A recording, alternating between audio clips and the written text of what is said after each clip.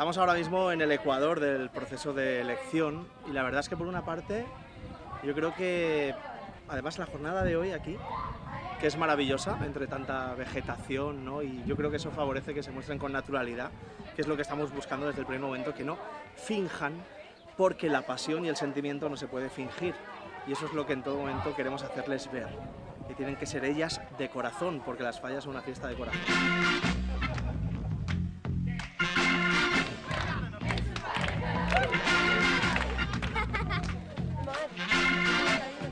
Yo creo que es una iniciativa muy buena, ¿no? El pasar un día con ellas, un día distendido sobre todo,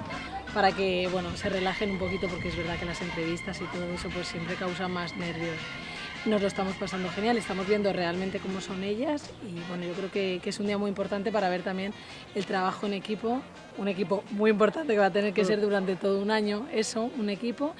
y nada, un poquito pues para resolver las dudas, que no es nada fácil la tarea que nos ha tocado, pero bueno, muy contentos de estar aquí y que esperamos pues como siempre hacerlo lo mejor posible.